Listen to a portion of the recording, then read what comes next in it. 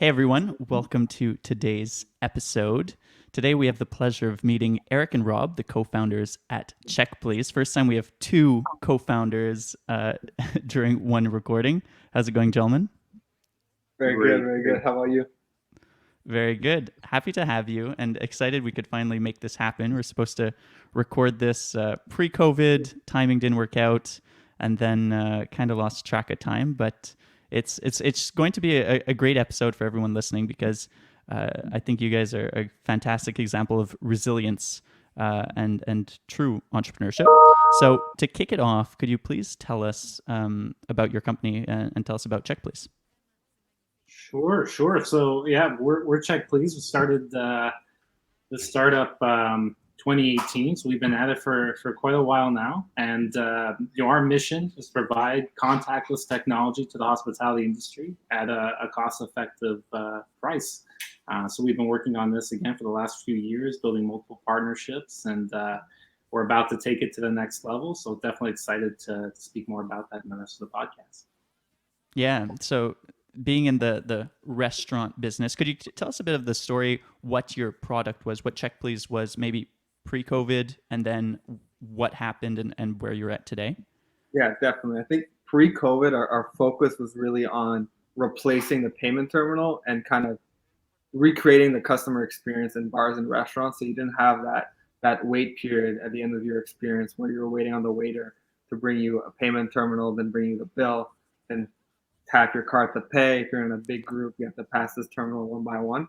So that was Waiting on the waiter, the irony in the Well put. Yeah, so that was kind of the problem that we were trying to solve with that last experience when you were dining out or going out of a bar or restaurant. Obviously, when COVID hit and the mandatory closures to the industry across the country kind of fell into effect, we had to rethink kind of our entire strategy from product to basically the whole company, and we did a full 360 pivot on what the product was. yeah. And could you tell us a bit of how you managed that? What were you guys thinking and going through? I guess it couldn't have been easy because it's not you wake up one day and okay, cool, we'll just scrap everything and start from scratch. Yeah. That I think I remember the day that all the restaurants closed pretty well. At mid-March, where they announced that for the foreseeable future, all restaurants are closing. And it's funny because we had just started our big sales push. From at this point, the product was a downloadable mobile app that customers would create accounts on, and then the restaurants participating, you'd be able to pay your bill. It's a really good idea, and we did start to get a lot of traction. But unfortunately, when everything closed, and there was no end in sight. And the reopenings could have been in 6 months, could have been in a month. We honestly didn't know. We built our analysis and we said, look, what's the worst case scenario here? And at the time, we said, should 3 months or so, and then they'll figure this COVID thing out. In hindsight, very naive, but we knew that there was a big shift happening regardless, right? Because this is going to force restaurateurs to come up with a digital strategy in a very short amount of time. So we had two options. Either we would, wait until things to open up again, start trying to build partnerships and relationships with restaurateurs that we knew had bigger fish to fry. We're very worried about the future. Or alternatively, what can we do to help? And the first thing we did was just speak to our existing customers. Yeah, and how was that? I'm guessing it was welcomed with open arms, but they must have. On the flip side, your customers were not having it easy either. How did that go? Yeah, no, it was definitely a very difficult transition for everyone. A lot of our customers at the time were kind of the higher end, more experience-based restaurants, so they weren't necessarily set up on any of these delivery platforms like Uber Eats or Skip the Dishes. So that transition from a whole like dine-in business model to then going online was just extremely difficult, from adapting your menu to purchasing containers for takeout. There's just so much involved from going from a dine-in to a takeout model if you've never done it before. And we just noticed that the last thing anyone wanted to worry about was putting up cash for this online ordering system, spending thousands of dollars to get this set up. not knowing how long this closure is going to last, whether it's going to be a week, a month, a year. So that whole transition is kind of the key feedback that we got from a lot of customers. So we took that and we said, hey, there's got to be a cost-effective way to do this to support restaurateurs and bars during this difficult time. So we found an open source online ordering. We made a lot of changes to it, and we gave it out for free to our existing initially it was really just meant to be for our existing customers to kind of create value for them while the closures were put into effect. But the word of mouth kind of just spread like wildfire, and we ended up adding that as a product offering to Check Please. Yeah, so we went from kind of an added value service that we're handing out for free to a viable product that about 200 restaurants are using right now. Wow. So it ended up being a great like lead generation tool for you, like a freemium model type of thing. Exactly. Yeah. Neat. We just noticed that there was a gap in the market, that the existing tools that were out there were really expensive. And there was a big barrier to getting restaurants online. We said, well, how could we restructure the model so that it better reflects what restaurateurs are going through? So yeah, of course, free was the first way to do it, just to iterate on the product. And now, there's a good structure in place, which really benefits restaurateurs, allows them to get online quickly and get going. But just in parallel, we didn't forget about our core vision and what we were trying to accomplish. But we noticed that the whole downloadable app model was going to bite us in the butt later on. So, and we realized that it's just, although the value is massive to not have to wait for a bill at bars and restaurants, not quite big enough to be downloading an app and creating an account while you're sitting at a restaurant. And you're not going to do it at home because it's not top of mind. So during this time where we were on the biz dev side pushing our online ordering and letting people know that there's an alternative that existed, we revamped our pay at table product and made it a web application. So customers can scan a QR on the table, view the restaurant's digital menu, and pay from your device. And we'll be soon having order at table, thanks to our online ordering saga that we took. So now we really have this whole suite of products, from QR menus to pay at table to order at table and to online ordering, all fully integrated with Canada's major point of sale system. Yeah, and just to add one point to that, if you had asked us before COVID if we would ever consider doing a web app, we would have laughed at you, said that it's just not a good way to create value for customers. It's great, to have a downloadable app to create brand loyalty. And then when COVID hit, we just realized that there was just too much friction with a downloadable app, and that's why we kind of just completely revamped the product. Well, same for QR codes. If you asked me 6 months ago, I would say no. QR codes, at least in this market. In other markets, QR codes are very popular, like in India, for example. But here, it was a thing that no one was really using, and now it's the next best thing after sliced bread. Could we dive into the origin story? Because I'm curious how you guys are so focused on the restaurant business. And did you guys ever work in restaurants? How did it all start? And how you both met? Never worked in restaurants. None of us had any restaurant or hospitality experience. The origin story is a funny one. We were out for, what was it, like our second to last semester at McGill? Something like that. Yeah, and final exams were all done. We're out on celebrating the end of the semester.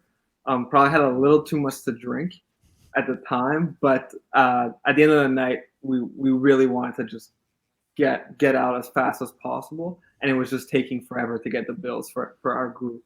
So we woke up the next morning and we just thought there's no way that we should have waited half an hour to get our bills as a group and take that Uber back to the West Island from downtown.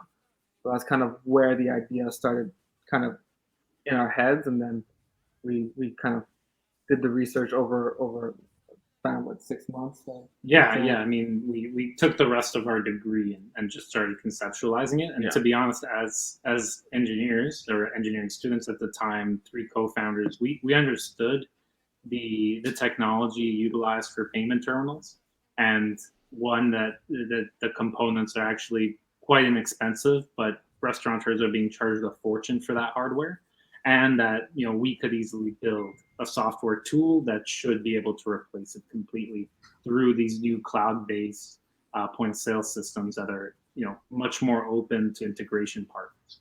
So the timing was really good. We were all about to graduate, so it made sense to dive into this, and that would bring us to January of 2019, where we're 3 graduated engineering students, and we've been working on it ever since. Okay. So then, yeah, and you guys did the Ascension program in January. So I guess that timing worked out really well. At that, could you give us a snapshot of where you were at just before starting the Ascension incubation program? I think we were still ideation phase. We had like a basic prototype out, but not really a first customer using it live. We did have at the time, I think it was at the time Gremlin 78, right? They were our first customer, but we were quote unquote live with them without an actual real product. So we spent, like a lot of nights at the restaurant with the staff trying to understand kind of the workflows that they did on a daily basis from the beginning of the shift to closing the night, to really try and understand how we could build our product in a way that kind of just fits seamlessly into the day-to-day.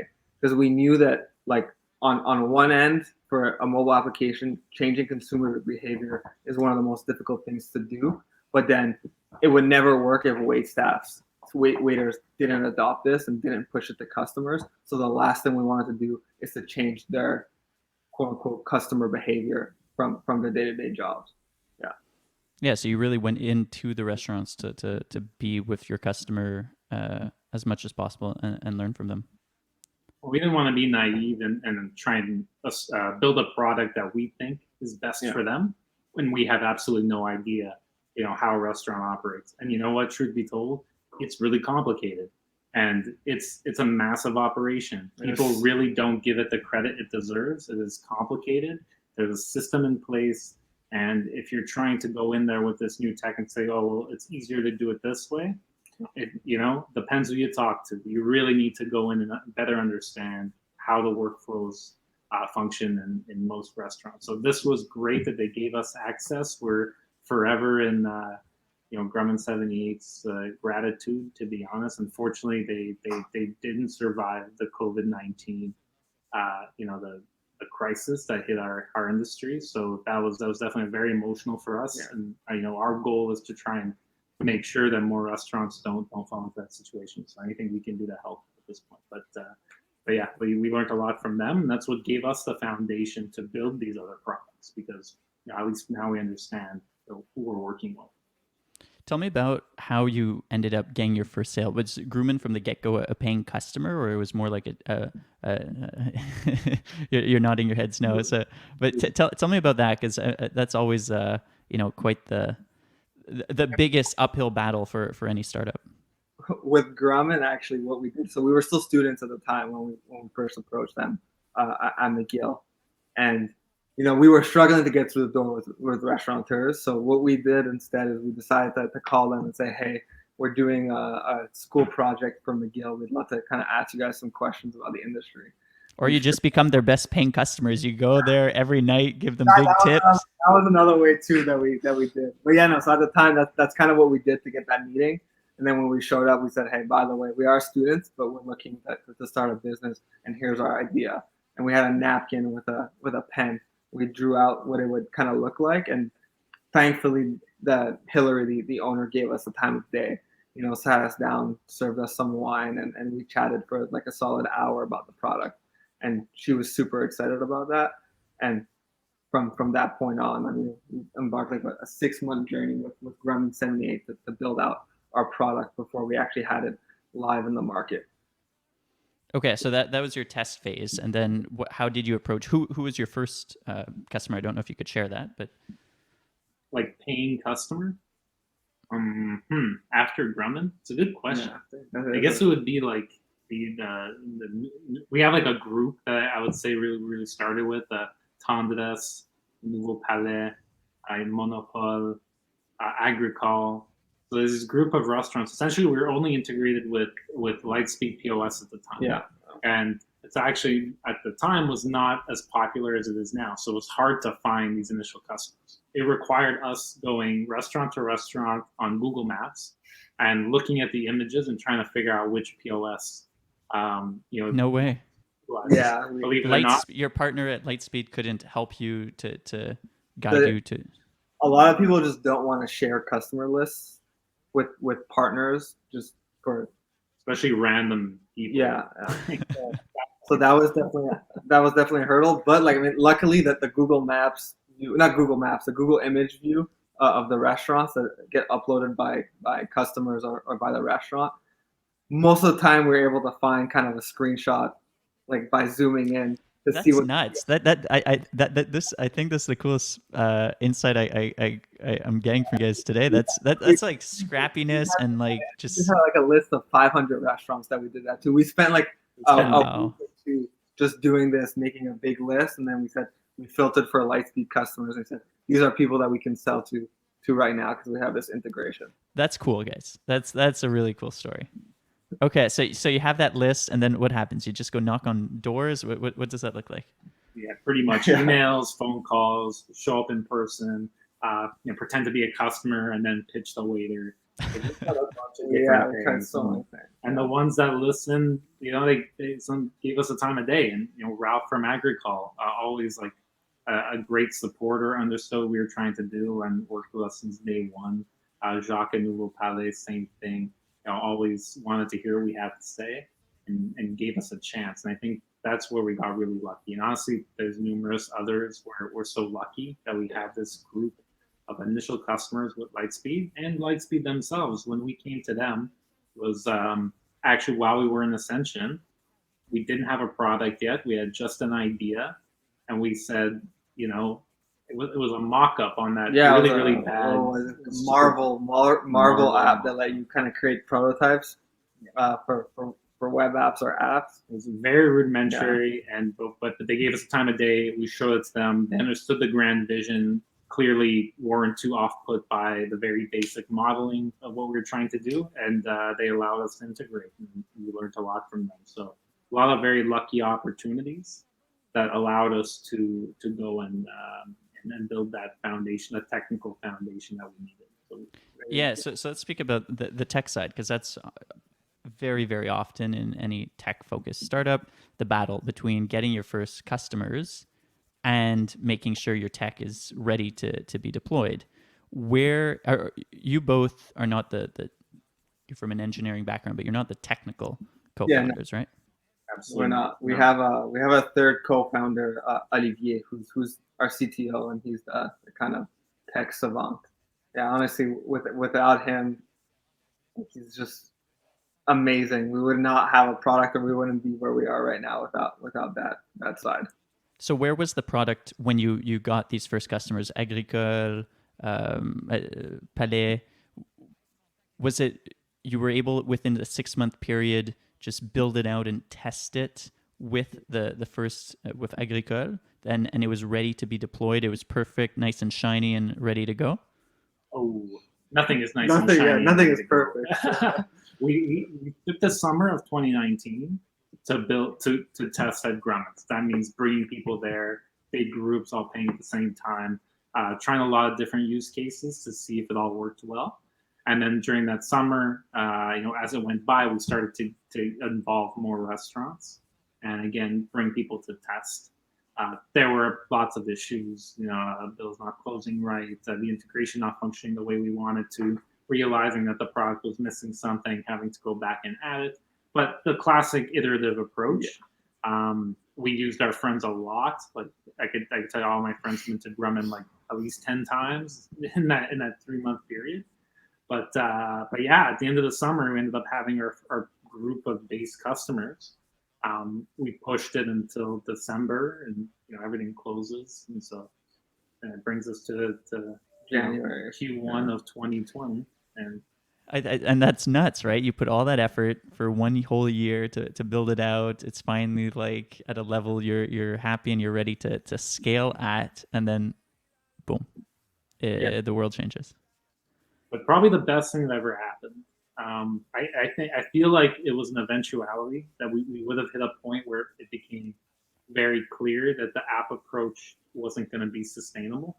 It wasn't going to be as successful as we wanted to for the price point we wanted the product to be at. You got to remember, we wanted it to be accessible. We didn't want high setup fees, high monthly fees to impede independent restaurants from trying this, because the truth is, those are the people who benefit the most from eliminating these multiple terminals and $1,000 fees for this hardware. So we wanted to target them, but we realized the marketing aspect and just convincing people to download it was too complicated. So, COVID, at least what it did for us was, like you mentioned right at the beginning of the podcast, QR codes.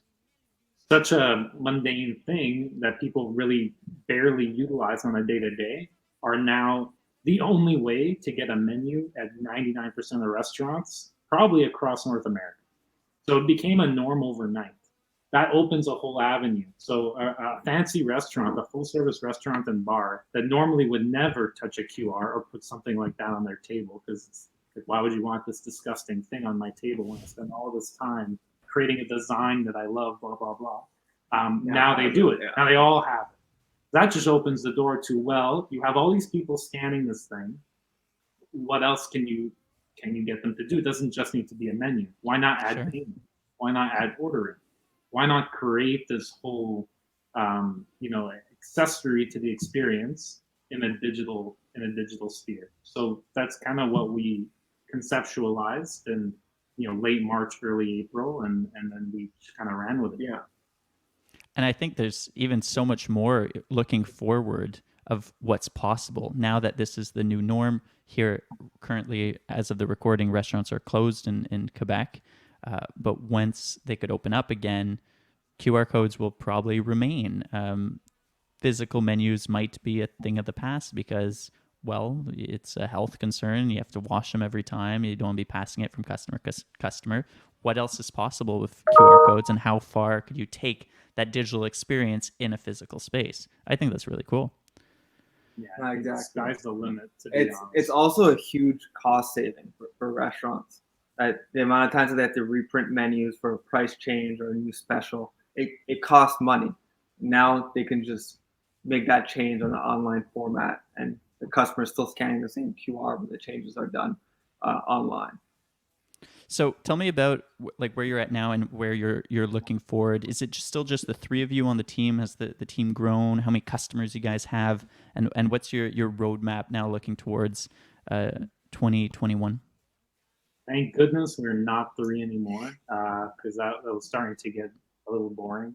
No, we onboarded some incredible people, so we're really, really lucky to have grown our tech team and our operations team. Right now we have about 200 active customers. This is across Canada, and now we're moving into the US as well. We've built really good distribution channels through our partners. So I think with that, we're poised to make a really big impact. At the same time, always building out new partnerships, new integrations, but with partners that really see the value in this, because it's great. You can integrate with everybody, but at the end of the day, it's all about distribution. And truth be told, as a small startup in Montreal, it's a challenge to get that wide set distribution that we think we really need to make this commonplace. So we're always looking for the partners who will join us in that endeavor, who will join us in spreading the message of this alternative method of payment and digitalization of the hospitality industry. So when we find those people, we'll put in the work, we'll put in the time to build up the partnership, build up the technical integration, and see how we can spread it together. So we're in a really good spot right now where we're about to really push this with a few of our partners, and it's only up from here. So the COVID story for CHK PLZ has been definitely interesting. I guess completely not life changing, but trajectory changing. And for the good, for the best, and we're it's on the way up. That's awesome. I'm excited to see to what heights you could bring it, especially going to the States. That just opens up a door of possibilities. Do you guys have a lot of competition in Canada and the US? Definitely. If one thing changed with COVID is that everyone and anyone is especially in the online ordering space or order at table, You have big companies like Square, or even POS companies like Lightspeed or Touch Bistro that are just adding this product to their suite of offerings just because they want to create value to their existing customers. So there's definitely a lot of competition out there. But where we kind of see ourselves differing is, again, with those key partnerships for distribution, but as well as our pay at table solution is still kind of a differentiating factor. So this experience where you're still ordering with the wait staff, but only paying at the end, I think is something that's you're gonna be here to stay a lot longer than ordering at a table is. So I think that's a key differentiator for us as well. Just to add, just having that suite of offerings and the flexibility that we have between our products, allows us to go into any restaurant and provide the exact product that they need. Yeah. So it's not that we're siloed. It's we have all these different pieces and we can build the puzzle for you. So it just depends on what you need. So I think for us, on a technology base, we built what we wanted to build, and now it's all about how are we going to just spread the message, and I think the distribution's the way to do that. So. Mm-hmm. Well, and as you know, being niche in fintech is, well, any company is important. You guys really focus on restaurants, but like you've mentioned, just by looking at your current and past customers, is really more in that upper high end restaurant segment. So, and you know them so well that you're able to really listen to their needs and be able to adapt to them. So, on that note, which you guys are in the industry, which restaurants that most people don't know about in Montreal that they should definitely check out? That they don't know about. Or which are your favorite? Which are maybe you're going to be biased to your customers, but How about this? If you go on the App Store, you can download the Check Please app, and built an application that aggregated all the restaurants that we work with. They're all great, so that's a great way to check them all out. Don't like to play favorites, to be perfectly honest. They're all fantastic. Okay, well, I like to play favorites. My favorite's the I always forget the name, but what's the ramen store on ramen restaurant on Rachel? Yeah, Yokoto Yokoban. Yeah, best ramen in Montreal. Oh my god. Get delivery and takeout on the Check Please app. I've used your app to order from them like at least 3 or 4 times during the lockdown. So great experience. It works super well, and I get there, it's ready, it's hot, it's perfect. To end off and wrap up this episode, could you talk to me about just some of the main lessons learned? We've spoken about your ups and your downs. You guys have gone through a lot over the past 2 years. What are some of the? This is the first time. Is it your first, well, I guess, real entrepreneurial experience before launching Check Please? You've not. I see you nodding. Yeah, perfect. First, yeah. What what should others who maybe are graduating university this year or next year and are like, cool, I have an idea. What are some tips you would share with them? And right off the bat, I would say the first thing you should do is just speak to as many customers as possible, whether you're B2B, B2C, or both. Just get your product, whether it's a mock-up, a drawing, piece of paper, show people, get feedback, take the time necessary to do that, because you're just otherwise going to build something without knowing if people even want this, or two, if people understand it the way you do. And what I would add is I think we often take it for granted, but Eric and I knew each other throughout university, so it was just a natural thing to go into business together. But find a co-founder. Ideally, find 2. 3 is a great number. 3 is a party. The reason I think it's so important is it is a long journey. And when we first started, we had crazy projections for like 6 months after the product would be launched. Things are totally unreasonable in hindsight, but it's a long journey. You're gonna need staying power. You need those people who are going to stay along the journey with you. I think that's been an important support structure for us. So I definitely encourage that you find those other people who are going to join you on that. Perfect. Well, gentlemen, thank you once again for taking the time. I'll be definitely checking out that. I didn't know you had an app that aggregates all the restaurants, so I'll have a look at that. And yeah, thank you, and I look forward to following up in the new year to see well just how far you guys bring Check Please. Awesome. Thanks Thank you for so having much. us. Thank you for your time. Of course. Thank you. Thanks for listening. Bye now.